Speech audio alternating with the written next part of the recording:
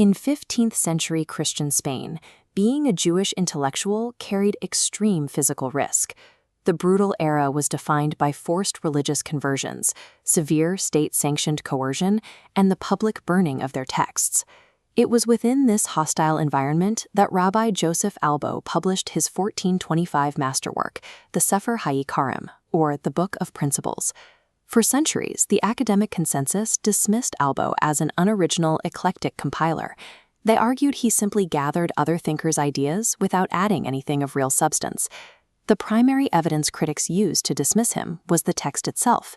The book contains massive, structural philosophical contradictions regarding the nature of God and the purpose of humanity.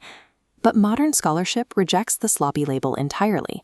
Instead, researchers argue these contradictions form a deliberate, highly sophisticated method known as esoteric writing. Esoteric writing is a technique where an author hides controversial ideas behind layers of conventional, safe text. To understand Albo's intellectual ambition, we have to look at his predecessor, Maimonides. Maimonides was a 12th century Sephardic philosopher and one of the most prolific Torah scholars of the Middle Ages. He had rigidly defined Judaism through 13 specific principles of faith. Albo scrapped Maimonides' 13 dogmas to create a logically derived, universal system that he called divine law. Albo established rigorous criteria for this new taxonomy. He worked to logically deduce the absolute minimum number of beliefs required for any religious system to function. Albo attempted an axiomatic restructuring of the foundation of faith, applying the precision of a master architect to medieval theology. This geometric flowchart illustrates Albo's three-tiered taxonomy, beginning with the top node, divine law. This branches down into three foundational principles: God's existence, revelation, and reward and punishment. These branch further into 8 roots, necessary logical derivatives of the principles. The stakes are absolute. Denying even one principle or root causes the entire conceptual system to collapse. Finally, the third tier contains 6 branches, traditional beliefs, like the Messiah's coming, that are structurally unnecessary to the framework above. This elegant, mathematically precise surface architecture presents the perfect illusion of a coherent, traditional religious defense. However, a close reading reveals glaring contradictions that disrupt this otherwise perfect structural logic. The first major philosophical problem in the text is the debate over how humans can accurately describe the nature of God, known as divine attributes. In Treatise 2, Albo aligns with negative theology, the philosophical idea that God is completely unknowable and only described by what he is not. Yet pages later, he assigns positive attributes to God, aligning with conservative teacher Hasdai Crescus, a critic of Aristotelian rationalism. How could a philosopher brilliant enough to deduce the foundation of divine law contradict himself on the core nature of God within the same section?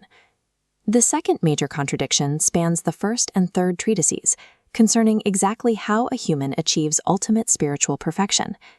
Albo makes a highly rationalist first claim: human perfection relies on intellectual understanding and the mind's grasp of the principles.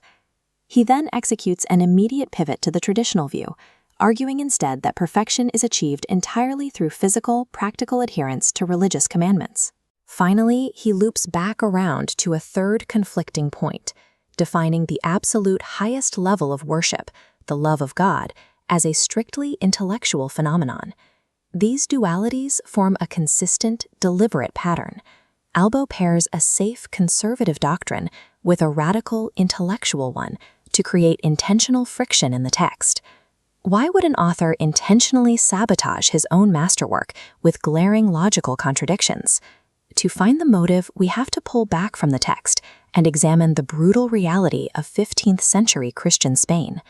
The Jewish community faced a devastating external threat from the Catholic Church, starting with the 1391 pogroms, escalating to the Disputation of Tortosa in 1413. There, Albo defended his faith. The disputation was a major, high-stakes interfaith debate, ordered by the Pope to pressure Jews into converting to Christianity.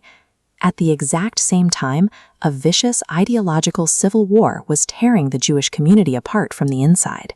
Conservative traditionalists actively blamed the Maimonidean rationalists and their study of philosophy for the community's spiritual weakness and the resulting mass conversions to Christianity.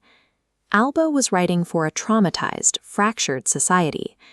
Expressing pure Aristotelian philosophy, which relies on logical and empirical traditions, was physically dangerous and politically destabilizing. Esoteric writing is fundamentally a survival mechanism. It acts as a dual-use technology for transmitting dangerous ideas in plain sight. The surface layer of Albo's text functions as camouflage, explicitly stating traditional dogma to soothe conservative authorities and bypass Christian censors. The hidden layer, signaled by these intentional contradictions, communicates specific philosophical conclusions designed for the advanced philosophically literate reader. This animated logic gate schematic illustrates Albo utilizing universal philosophy as a negative logical filter. This filter safely disqualified competing Christian doctrines, like the Trinity, purely because they violated basic logic, bypassing censors without a direct theological attack. For an esoteric writer, contradictions provide necessary instructions for a philosopher to bypass the exoteric surface. Applying this esoteric lens uncovers Albo's most radical smuggled concept, the true nature of prayer. The traditional exoteric assumption holds that prayer is a direct channel of communication meant to petition and change God's will. Albo's hidden rationalist argument states that prayer cannot possibly cause any change in God, because a perfect divine entity must be entirely immutable and unchanging. Underneath the surface text, Albo defines prayer as a psychological mechanism.